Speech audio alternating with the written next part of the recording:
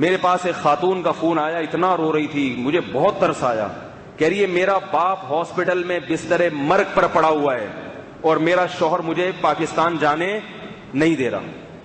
ایسے ایسے خبیث شوہر ہے نا, میں آپ کو کیا بتاؤں بات.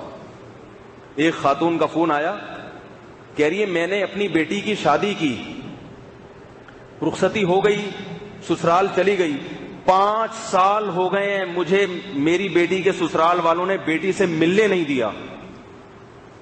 ایسا بلک بلک کے رو رہی تھی کہ میرے آنکھوں سے آنسو بے تحاشا بہ رہے تھے, کیونکہ ماں کی ایک عجیب ممتا ہوتی ہے. ایسا درد تھا اس کی آواز میں.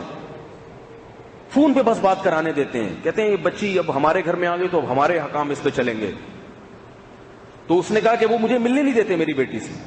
میں نے کہا بیٹی بھاگ کے کیوں نہیں ہے؟ بیٹی پہ اتنا روب رکھا ہوا ہے کہ نہیں بھائی اب یہاں ہو تو اب ہماری مرضی کے بغیر نہیں جانا. 5 سال ہو گئے ماں سے ملنے نہیں دیا. کیسے ماں اپنی بچیوں کو پالتی ہے, کیسے جگر کا ٹکڑا بنا کے رکھتی ہے.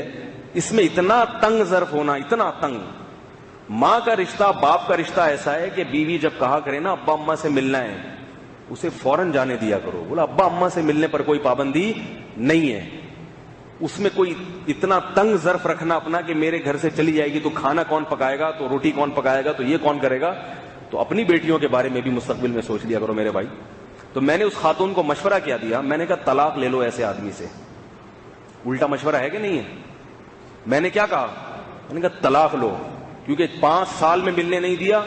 اب اگر ملنے دے بھی دیں گے تو پھر اگلے 5 سال تک, یا 1 سال میں بھی اگر ایک دفعہ ملنے دیں, تو جس ماں نے بیٹی کو پالا اور اس کے دل میں بھی محبت اور بیٹی کے دل میں نے کہا ان نالائقوں سے طلاق لو. طلاق بٹھا دو گھر میں, بغیر شوہر کے زندگی گزار لے.